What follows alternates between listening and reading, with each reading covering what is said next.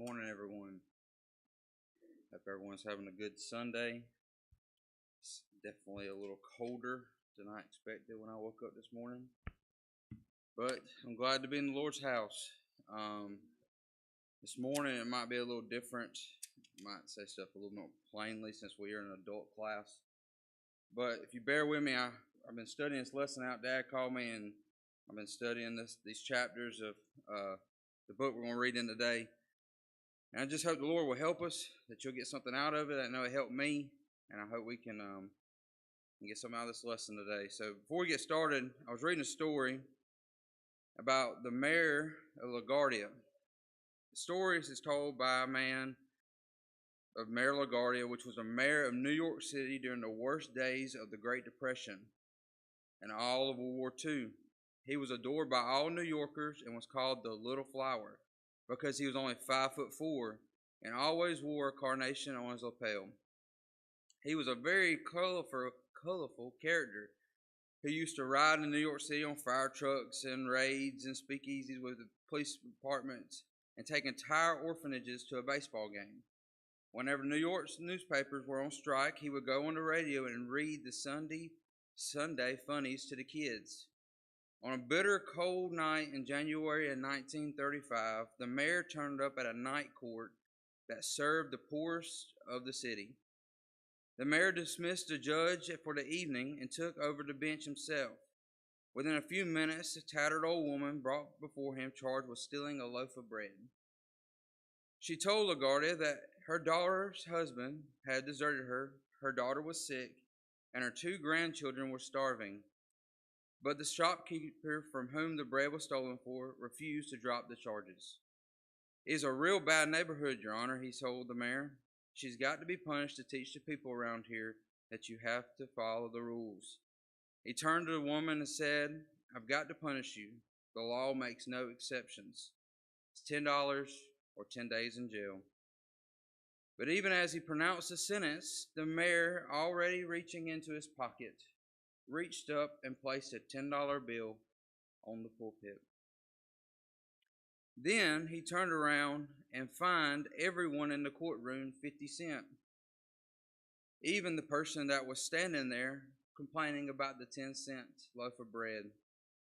He sent the bailiff out to collect in the audience 50 cents from each person. There was 71 in the audience. So the following day, the newspaper recorded that $47.50 were collected for this old woman that had stolen a piece of bread. And it stated that the reason that they fined them was because it's just sadness that we as a people in New York City should have to steal a piece of bread to feed their families. And I was thinking about this story. The story shows that until the judge says it's done, it's not done. And even when we can't pay the price of it, He steps up and pays the price for us. And that's how God is in our lives, that even though we couldn't get out of the place we were in, He come down and He knew the sentencing, Brother Terry, but He said, "I'll pay it all in full. And then you'll have more when you leave than you did when you came in." And this morning, the title of our lesson is A Soul at the Auction. A Soul at the Auction. If you want to turn with us this morning, we're going to read on Hosea. We're going to start in chapter 1 and verse 2. Hosea chapter 1, verse 2. And if I mess up some of these names, forgive me, but we'll make it through it. I have a point we're going to get to this morning. Like I said, I hope the Lord stand by and we can get to this point. But in Hosea chapter 1, verse 2, it says, "In the beginning of the word of the Lord Hosea, and the Lord said to Hosea, Go unto thee a wife and the whoredoms and the children of whoredoms, for the land hath committed great whoredom, departing from the Lord. And he went and took Gomer, the daughter of Dabelah," I think is how you say it, "which conceived and bare him a son." And if you read on throughout, it talks about the children that she conceived. But let's talk about verse 2 to begin with. Hosea is a prophet. In our day, Hosea is a preacher, as you can say. The preachers is in the room. If God told you to go get a woman like Gomer, in this day and time, we would name her as a prostitute. Like I said, we're an adult class. We're going to get on that even scale, but she was known as a prostitute. And Brother Mark, I was thinking, I'm not a preacher, but as a man of God, I'm thinking, God, if you told me to go marry this woman named Gomer, I'd be a little worried. I mean, she's not the one sitting on the front pew in the church. She's not the one leading the choir singing. She's not the one. But God said, go into this land and get a woman named Gomer. What's so special about Gomer? Gomer didn't believe like Hosea did. Gomer didn't act like Hosea did. Gomer didn't have the culture that Hosea did. But he said, go and fetch you a wife, and her name's going to be Gomer. And we read on, and it said that the Lord gave him a son and called Jezreel for yet a little while, and I will avenge the blood of Jezreel upon the house of Jehu, and will cause to cease the kingdoms of the house of Israel. And it came to pass that day I will break the bow of Israel in the valley of Jezreel. And she conceived again and bare a daughter. And God said unto her, her name will be Roham. Like I said, I will mess up these names. For I will have no mercy upon the house of Israel, but I will utterly take them away. But I will have mercy upon the house of Judah, and will save them by the Lord their God, and will not save them by bow, nor by sword, nor by battle, by horses, or by horsemen. And then in in number 9, she had another child. Mamie, I guess is how you say it. For you are not my people, for I will not be your God. And yet the number of children of Israel shall be as the sands of the sea, which cannot be measured, nor the numbers. And it shall come to pass that in the place where it was said unto them, ye are not my people, and thou shalt be said unto them, ye are the sons of the living God. Then shall the children of Judah and the children of Israel be gathered together and appointed themselves one head, and they shall come up out of the land of the great, and great shall be the day of Jezreel. So I was thinking about this, that he went to go get this woman named Gomer. In today's society, most of y'all are either married or will be married in the next few years, or probably, has been married a while. Brother Matt, I probably can come and ask you, how was it the day that you asked Jenna to marry you? You got down on one knee and you said, Jenna, will you marry me? It's probably how it went. You probably said a little bit more than that, probably romantic and stuff, but that's what you did. That's the custom of today. And I was thinking, Christ is the groom, and church is the bride. And you're going to hear a lot about my imagination and how I went through all this, but bear with me. Imagine a woman wearing a dress in white walking down the aisle.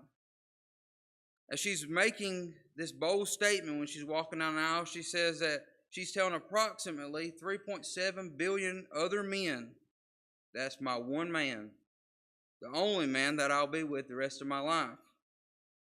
Does that make her a perfect wife in the first week? No. Does it make them a perfect couple after 50 years? No. So imagine a young man got down on one knee and says, and that's been dating this girl for a while, and says, Sally, will you marry me? And Sally says, Jim, I love you. I do. But I have a couple conditions that I want to lay forth before we get married. In high school, I dated this guy named Adam. We were running pretty steady till we graduated high school, but I want to have a couple date nights in that year. He said, but you remember Tony in college? I dated him, and I want a couple weekends with him also that I can date and go out and go on. And I was thinking, another person, like say John was there, and said, John, we dated after I got out of college and before I met you. And I still love John. So you'll be my favorite, and I'll be with you 350 days out of the year. And I love you with all my heart.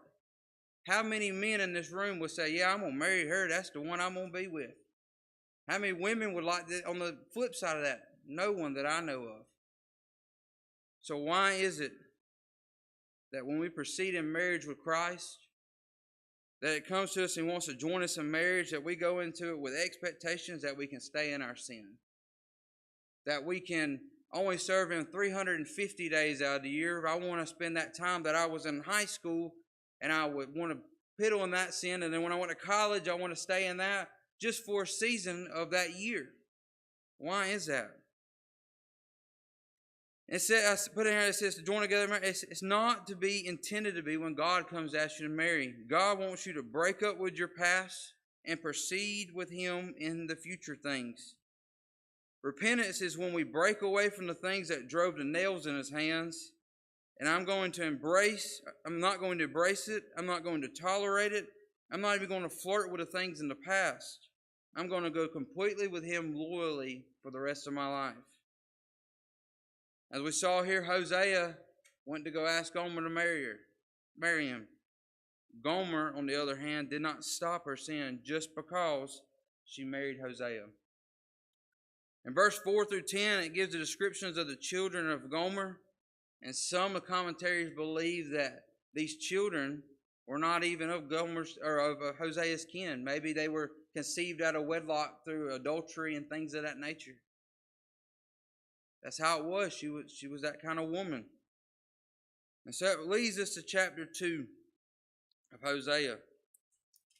In Hosea chapter 2, it talks about how God's plan in her life, where she gets to this point.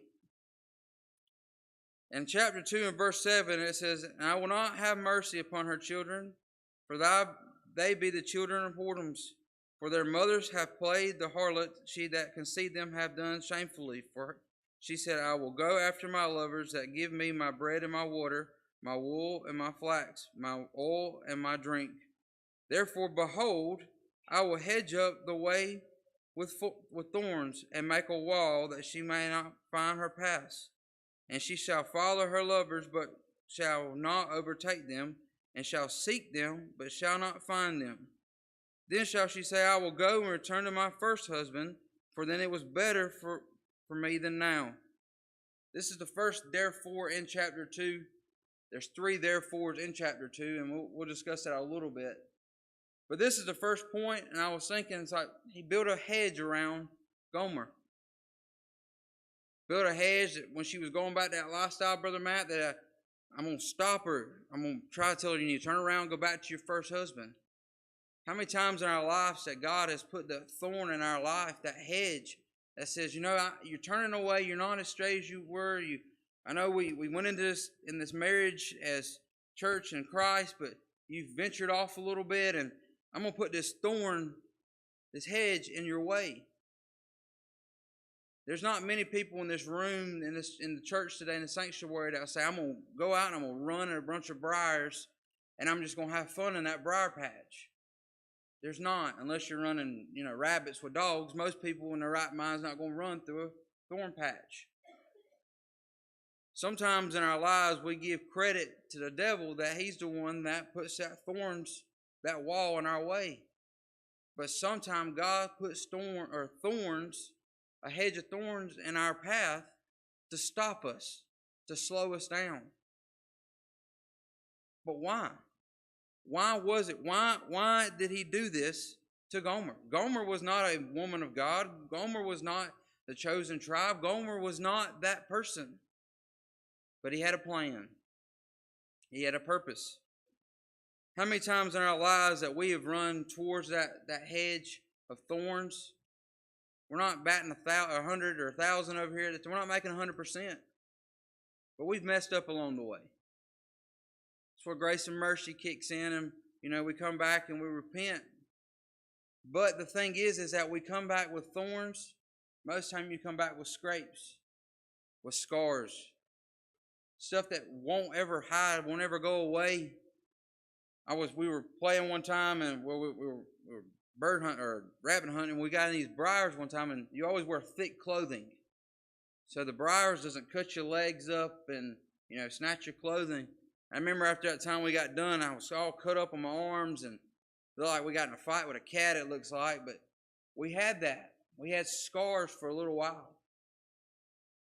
And some of us like to come in and come to church that we come in after we've got in that thorn bush and say, people's going to see my scars, and I'm just going to hide them. It's not how it's supposed to be. God intended that hedge be put around her to prevent her from getting the scars. But she pushed through the hedge. The next, therefore, is in chapter 9, and it says, Therefore I will return and take away my corn, in the time, therefore, and my wine in the season, and therefore my wine in the season, therefore, and recover my wool and my flax, and given the cover of her nakedness. There's a second therefore in chapter 2. What does that mean? That means that you passed through my first obstacle, this roadblock to stop you. And now I'm not just going to try to push you to go back. Now I'm going to take back everything that I gave you. That's what God's telling Gomer. I'm going to take back your food. I'm going to take back your clothing. I'm going to let you go back to that way you were. I'm going to take away maybe her health in the scenarios we are today. Everything we have is because of Him. Believe it or not, everything. Your job, your family, your house, the good days, the bad days, that's all because of Him. And sometimes we look at our lives, and in this scenario, maybe you went and lost your job. And you're like, man, the devil just taking away the opportunity, Brother Mark. He just took that away. Or your finances doesn't add up. And it doesn't work. Like I got this much coming in, and I got this much going out, and I can't make it work. You know, like God don't understand. Well, are you doing the finances and the life like God wants you to do, and the plan that He wants you to do? Sometimes we give too much credit to the devil that he puts those obstacles in our way to trip us, but sometimes God does this to bring us back to see where we're at. It says it in verse 9 at the end, it says, it had covered her, it had taken everything. He said, recover my wool, my flax. So everything that was not just her person, everything, took it back. And in verse 14, Therefore, behold, I will allure her and bring her into the wilderness and speak comfortably unto her. This is the last therefore in chapter 2. What he's saying is I'm going to give her one more chance. I'm going to put up one more obstacle. When I'm done with I've already taken everything away. I've done scarred her up. And now I'm going to talk to her comfortably. I'm going to explain where you're at. How many times in life we've gone past 1 and 2, or we were sinners and we broke the roadblocks of life. Then God's like, I'm going to talk to you one more time. This is where we're at. This is what you're going through. But you got to turn around. It's amazing to me in chapter 2, it never talks about Hosea. Brother Matt, it never does. And in my mental capacity of thinking of this, what is Hosea doing at this time? God is dealing with Gomer, and Hosea is here. I picture Hosea living in this cottage outside the city. And he's got 3 kids from Gomer, and he's sitting there. He's a preacher, per se, or a prophet, and he's thinking, Lord, you told me to marry her. You told me that you gave me that assurance. You gave me that leadership to go after that, and she's gone. God, she's gone. I don't know why I'm in this spot. I was, in the sense of preachers, I was preaching your gospel, and she just left me. She's got my last name. She's in this place, and she's running to the city and committing sin. Lord, that's my wife, but I'm here with the kids. Why? It never says that, but it has to, in my mind, somewhere along the way, that thought process has to go through his head. He's human. And it's like, God, you told me. I followed you.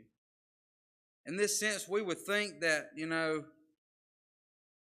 why is this happening? This discouragement. Never stated he got discouraged, but I would describe this as a tragedy.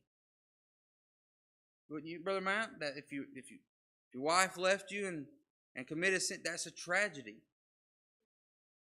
I was thinking and I was doing some research. Did you know that the Bible doesn't say it's a tragedy in here? And I think the reason is because, well, let me describe what a tragedy is. A tragedy is an event caused great suffering, destruction, or distress, such as a serious accident or incident. I would think that's a synonym for Hosea's life right now. But ancient Hebrew culture, there's not a word for tragedy. Nowhere where you take it and you make it into the English language, there's never a word for tragedy throughout the Bible that it transforms. That's because in the ancient Hebrew culture, they believe that there's no word for tragedy because they believe that God has not redeemed the situation. If He has not redeemed the situation, then He is not done in the situation. That's why there's not a word for tragedy. And I would think Hosea is in this point, God, I'm in this place, I'm in this scenario, and I don't know. But it's not a tragedy. Because I feel like Hosea believed that God's not done in the situation. And that brings us to chapter 3 and verse 1. Then said the Lord unto me, Go yet and love a woman, behold of her a friend, and yet adulteress, according to the love of God towards the children of Israel, who look to other gods and love flagons of wine. So I bought her to me for 15 pieces of silver, and for a homer of barley, and a half a homer of barley. And I said unto her, Thou shalt abide with me many days, and thou shalt not play the harlot, and thou shalt not be with another man, so I will always be with thee. So let me set the stage of where we're at now. It's probably been a few years since he's seen Gomer. Commentators say maybe the kids are, a little grown now, and he's going to the city. Brother Denver, when he's walking to the city, he's got 30 pieces of silver in his pocket, or in his little bag, probably. And he's walking to the city, and it's just a dry day, and he's like, man, I missed her. It's just this destruction, and the devil's just playing on his mind, and he goes to the city, and he goes past the vendors, goes through the gate, and he buys a homer of barley and a half a homer of barley. A homer of barley in this time and a half a homer would be approximately 15 pieces of silver.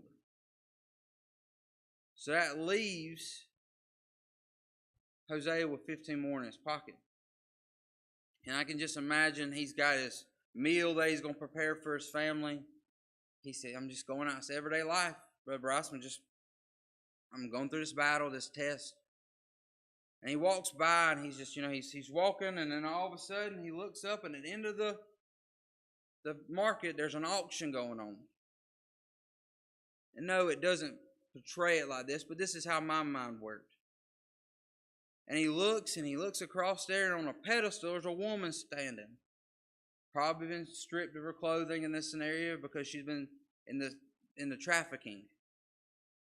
And she's standing there, and the auctioneer says, we're going to move on to the next item, as you could say.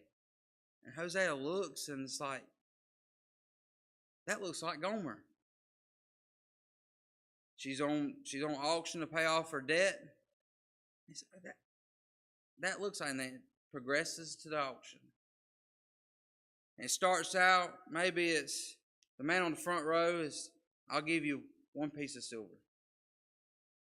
Hosea's like, I'll do 2. Goes back, next guy, 3. Hosea, I'll do 5. And it goes back and forth. And it gets up to 14. Y'all been to an auction, y'all understand? And I can just imagine getting closer and closer to the front of that auction. And Hosea goes, I'll give you 15 pieces of silver for her. It's his wife. He's already married her. He's buying her back. And the guy in the front maybe says, I'll give you 16 pieces of silver for her. Hosea opens his little bag, and he looks, and he goes, I only got 15. Mr. Auctioneer, you know what? I'll give you all my food, my preservation of this barley that I bought. I'll give you all that, which equals 15 pieces of silver, plus I'll give you the 15 pieces of silver that I have to buy her back. The auctioneer talks to the man on the front. Sir, that equals 30 pieces of silver. Can you beat that? Sir, I'm not interested in going that high. So he purchases his wife back. And then he tells her, I said unto her that thou shalt abide with me many days, that thou shalt not play the harlot. Thou shalt not be with another man, so I will be with thee. And I was thinking in that scenario, I remember when I got to my lowest spot in my life, Brother Terry, and my soul was on auction. I remember when I felt like I had been stripped from everything, on display for my sins, I felt like, Brother Bryce. And the devil was sitting on the front row of that auction, Brother Denville, and he says, I'll give you one piece of silver for a soul. And I could see that God was probably in the back saying, I see potential. I'll match it. I'll bid again. And it got to the end of the auction block. I can just see as my soul was sitting there wondering how it was going to be. Gomer's looking at Hosea in this situation, and she's like, that's my husband. I've done him so wrong. I've messed up his name. I've brought, just disgrace to our family. And there he is taking 30 pieces, equivalents of 30 pieces of silver to buy me back. And I was thinking, if that was me, I remember when I committed sin, I was in a place, and Jesus stepped up on the scene and says, I'll give you everything I got. I'll give you my life. I'll give you my blood. I'll give you my salvation. And the devil's constantly sitting there, I can't match it. I can't match that price. I can give him prosperity. I can give him big name, but I can't give him eternity. I can't give him salvation. I can't do that. I can't match that, Mr. Auctioneer. And Jesus said, I'll pay it all. No matter the debt, no matter the sin load, I'll pay everything. And I can just see in my mind as heaven was bidding on my soul. And that man with the nails in his hands come through the door and said, I recognize him. I put up the roadblocks for him. I put those thorns in his way to make the scars. I took everything away from him to point him back to me. And I even talked to him comfortably in the wilderness, in the most desolate place in my life. And it's been a few days since I've seen him last, but there he is. I still see potential. I still see that I can win it back. We can still work with this. We can still make it happen. I'm willing to give him another shot. This is a very symbolic piece of scripture. It shows that God given Israel another chance. Give them another chance to redeem themselves, to be part of the family of God again. But it doesn't just show Israel. It goes down to the personal level, Brother Bryce, that he gives me another chance. That in the middle of the sin, in the middle of the destruction, in the middle of the desolateness of my life, you see that, yes, I have my homer of barley, and yes, I have the meal, and yes, I have everything, and he's walking past me to go feed the rest of the flock. But he stops and says, I recognize him. I recognize him that's what we need to do. I'm going to give it all to him.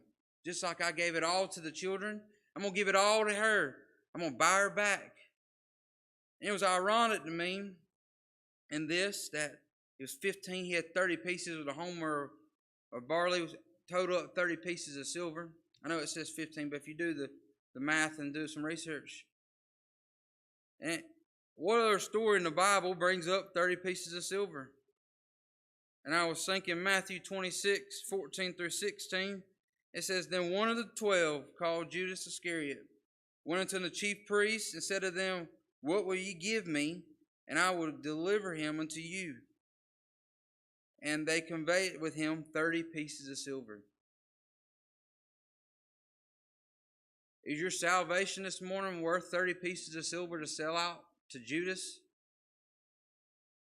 Or will you stay on the auction block long enough to let Jesus pay it all? I told you this morning when we got started this was going to be a very adult lesson. When I was studying this, I guess it's just me, Brother Bryce, in my imagination, I was just thinking the the pulling back and forth of just Gomer's mind of, but if I go back home with him, what is he going to think? What is he going to do? I've messed up so many times. And I promised him, and maybe this conversation, it's not recorded, but when he married, I promise I won't do that again. And every time she would go back. And here we are at that last moment, that last possible time to bail her out. I can just see myself in that, Brother Terry. That was me. That was me that when Christ come in, that I'm going to buy him back. I'm going to secure him that he can have everlasting life. And it reads on to chapter 4. And I did a little research on this also, but that Hosea and Gomer are never mentioned together in the rest of the Bible.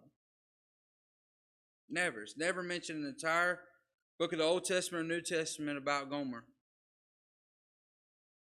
Why is that? I don't know. But I like to think that God's plan, if he had a plan to stop her and put up in the roadblocks 3 times, he had a plan that it'd be an open-ended story, that you get to finish the story. A lot of children growing up, you tell them fairy tales of love stories, Cinderella or Snow White, or these princesses that have these grand love stories, and at the end they live happily ever after.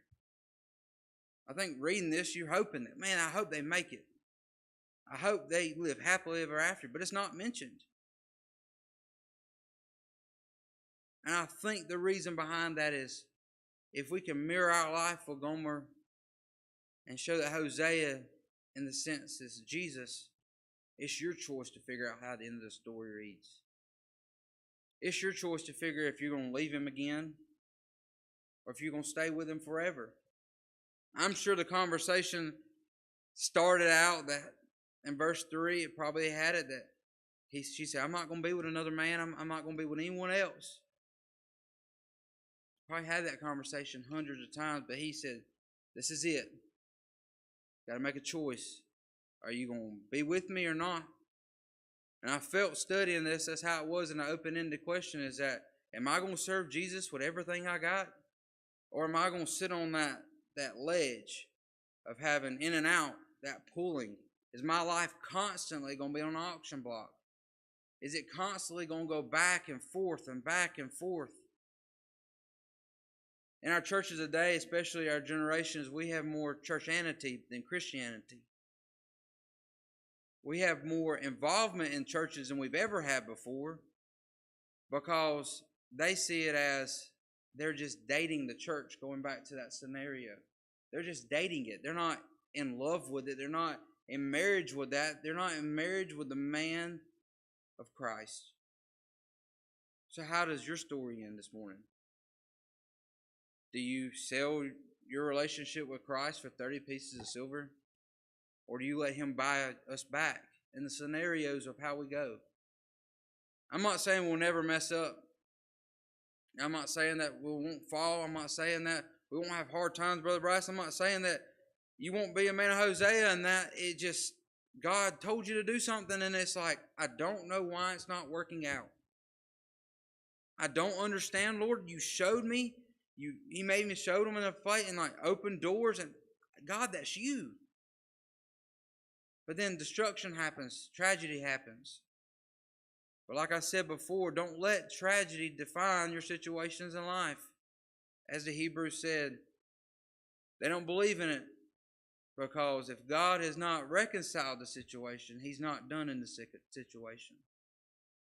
And with that, they walk through life, I feel like, and they probably raise their children and they're going about, and maybe the story comes up 20 years down the road, 30 years down the road, and that grandchild of one of those kids is sitting around the fire at the house. And he says, Granddaddy, Hosea, how'd you meet Grandma? And he says, son, it's a very, very difficult story to tell. And I can see Gomer sitting there, but honey, you can tell him because I don't regret you buying me back. I don't regret that you paid it all. I don't regret that one day you come through the marketplace because 50 years down the road, it doesn't matter if the scars are there still. It doesn't matter if the events of past has happened. It doesn't matter of all that. All it matters is that who are you with? Who are you joined together with? I hope 50 years, if we're still here, Brother Bryce, I'm still joined with Christ. I hope that I can prepare myself that in a way that the people of this world know that I'm solely His, that I'm loyal to Him, that I want to give my everything to Him.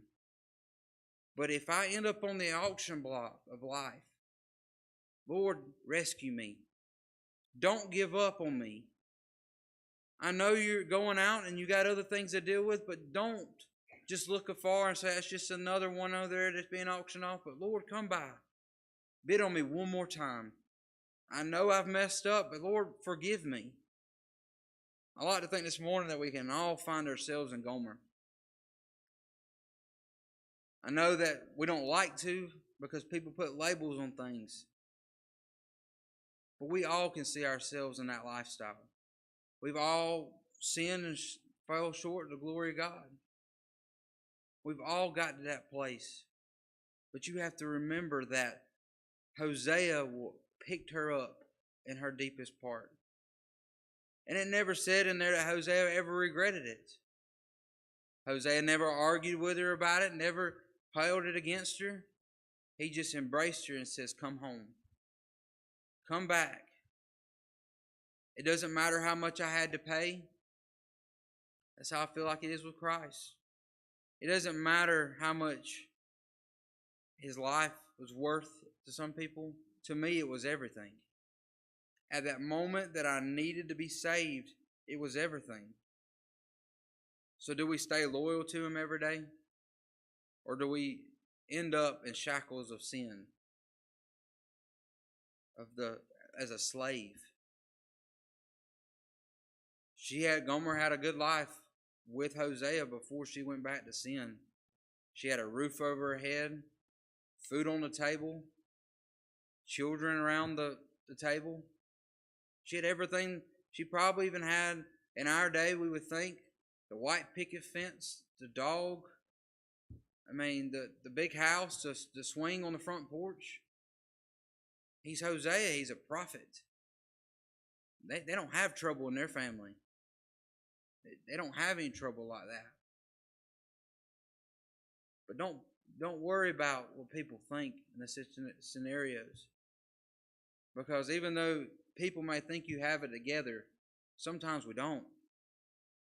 Sometimes we come to a place where we have to ask for forgiveness and get back on the right track. Get back to where God wants us to be. And I was saying, I think as Christians that was once lost and can see ourselves as Gomer, we were a sinner living in a land that we were not worthy of love that God can show, like Hosea showed Gomer. And then one day, He offered you a chance for salvation, a marriage, and proceeded as we are the bride and He is the groom. He was willing to buy us on an auction block of life, saying, I'll pay it all just for you to stay mine forever.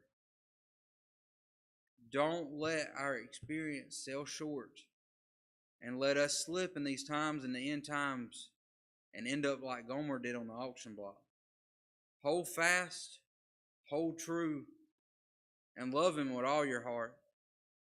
I asked a couple one time that have been married 50 years, and I asked them what was the secret to marriage. And they told me, one, they said, don't go to bed angry. And that's when the man kind of chuckled and says, well, she falls asleep first anyway, so you just got to get over it. He said, but communication is the number one key in the relationship. That you talk to one another, that you still do things with one another.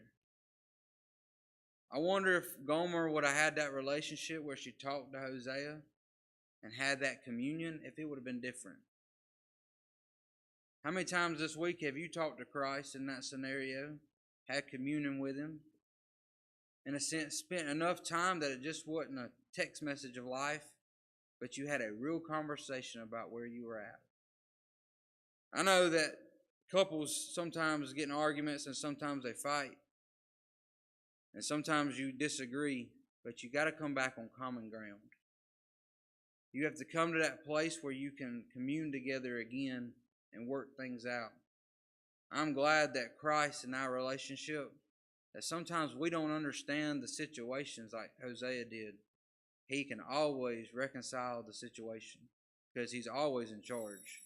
And I'm thankful that when my soul was on the auction block, he didn't hesitate, but said, I'll pay it all. No matter what it looks like, no matter what he looked like, I'll make the payment and I'll be with him forever.